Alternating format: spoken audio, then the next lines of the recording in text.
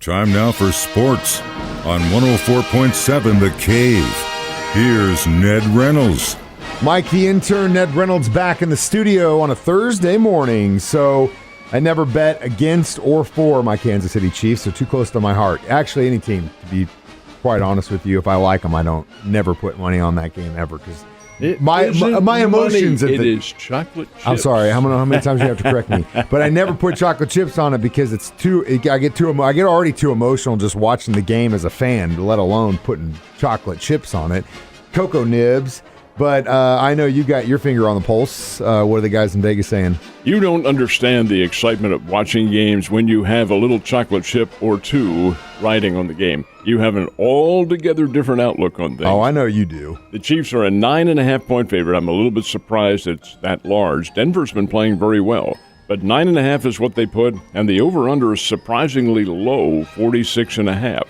So evidently the smart money feels like Denver will hold on to the ball, keep the Chiefs off the field, and the Chiefs really haven't been scoring, in all honesty, at great lengths and the amount that they have in recent games. Well, they did had 41 against the Las Vegas Raiders, but that was something of an anomaly, an outlier, so to speak, because the other games have been very close, 13-7, 20-17, games of that caliber. So to that end, the smart money thinks it'll be a low-scoring game. 46.5 is the over-under, but 9.5 Chiefs is the spread. Like I said yesterday or earlier this week, I can't remember. I think what's going to happen, and this lines up with what my thought process is they're going to come out, attack early, and just maintain. And that's what they do. Yeah. And, I mean, that takes the stress off your players. That takes the stress off your playmakers. You let the O-line do their job, and if they're clicking, and that's the way it's going to work, that's the way it's going to work. It doesn't work if your defense doesn't play, but luckily our defense has been playing. Well, they have against fractured quarterbacks. And I don't mean that in the literal sense. We're fracturing them, Ned. Come on. QBs have not played very well against Kansas City, partially because of the rush, but partially because all the QBs the Chiefs have faced are immobile individuals because of injuries and because of the elderly condition of their or rookies.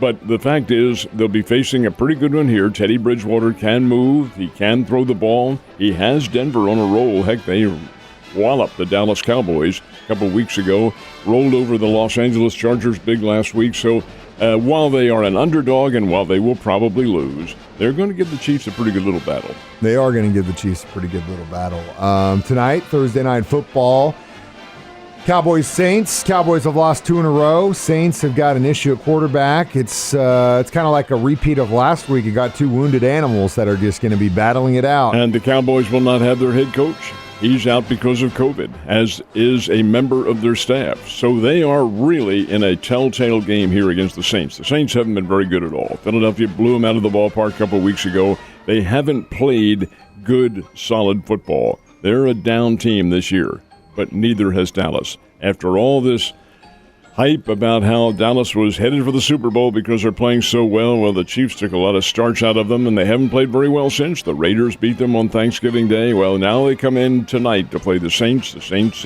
as you mentioned, a wounded team. Interested to see how Dallas reacts to this, if they can, if they have the people to do it.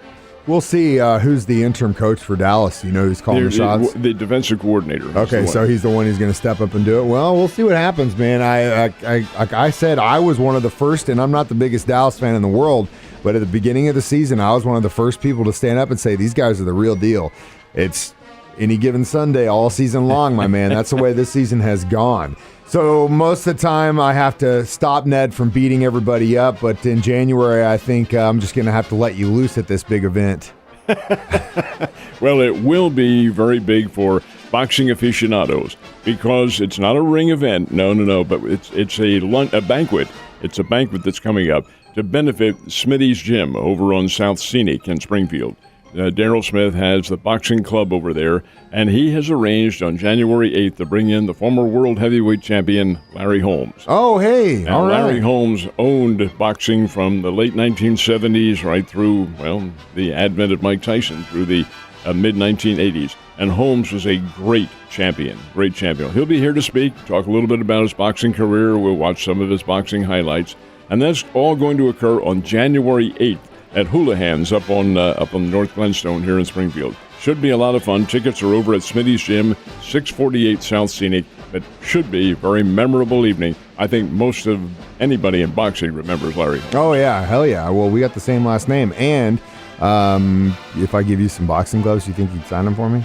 Oh, I'm sure he would. Come on, Ned. You got to give me that signature, brother. So last night it was kind of a weird deal for the Missouri State Bears to play this early of a conference game. It was an early test in a season that's kind of been shaky. Did they right the ship or what? No, they did not. They gave one away, and I don't think Dana Ford will deny that at all. Bears led almost the entire game against Illinois State. Man. Playing the Redbirds up at the Redbird Arena, which is Dana Ford's alma mater.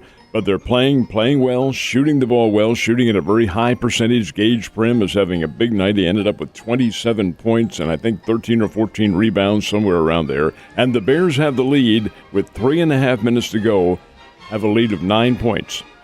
They get outscored 11-2 in the final 3.5 minutes of this game. Illinois State forces a tie and overtime and wins it in the overtime 79-74.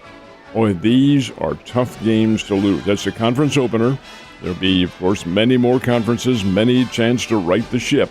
But boy, to lose one like that when you had the lead virtually the entire game and then let it get away like that, that one sticks in the craw big time. Definitely does, especially when it's an early test of what's going to happen later on down the line. That's a scary situation, and this is one of those games, like we mentioned earlier in the season, that could come back to bite the Missouri State Bears. Illinois State is picked down to the lower regions of the valley, and then to come away with a win like that hurts. That's not good. How do you explain? You don't. It's just one of those things. Just the nature of the rhythm of the game. It just gets away from you. Man, unfortunate. Well, now some also bad news is that the agreement between the players and owners in baseball has come to an end as of today. What now? Actually, to be specific time-wise, it was as of 1 minute before 11 o'clock last night. So I was kind of still half awake, half asleep. Would you really stay up? Are they going to do it? Ah, damn it. They did. There were no – I think they had a session yesterday, but it was a non-productive session between the owners and the players. So the agreement has come to an end, and almost immediately, Major League Baseball said, we are locking the teams out and locking the players out. That's the way it works. The owners have that part of their overall governance of the game to do that, so they are locking the doors. Now, what's that mean? Well, it means the players cannot use any of the facilities. Major League Baseball is shut down. There are no deals. Nobody can sign a contract. Nobody can do anything. Well, that kind of puts baseball in a limbo right now. Hopefully it won't last very long. Hopefully these sides will get together and continue to hammer out this agreement. But now the only deadline they face is spring training coming up. The baseball winter meetings, to my knowledge, are not going to be held, and that's where a lot of deals take place. Many of the deals took place before all this happened. They did it on purpose. Max Scherzer, for instance, they knew it was coming. Who's one of the chief negotiators for the players. He signed his $43 million a year contract ahead of time. Didn't bother him any. But the fact is that the baseball is shut down. Now, keep in mind, folks, in this area, baseball, Major League Baseball, is shut down. If, God forbid, if there is a strike or if the season does not start on time, that does not affect the minor leagues. They go on as planned. In fact, I visited with some of the Springfield Cardinals officials yesterday, and they said, oh, yeah, that's exactly right. Facilities open, all that stuff. Oh, yeah, everything's for the minor league players. But if you're on the 40-man Major League roster, you better not cross that line because you will be a scab. So, I know you're, like I said last hour, you get your finger on the pulse. What's the over-under on this thing getting done before...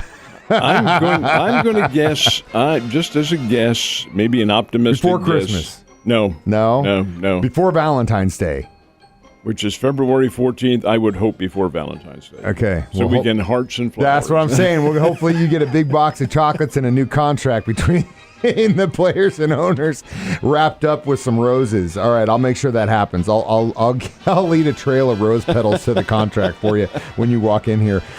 We do have high school basketball getting ready to start rolling up in the area. When does that tip off? Some of the smaller schools have already begun, but for almost all of them it is this week, and they usually, and will this year, begin with a lot of tournaments. There is a tournament going on, the Arvest Invitational at Parkview, Springfield Parkview. There are tournaments in Republic and Willard and Morrisville and Stratford.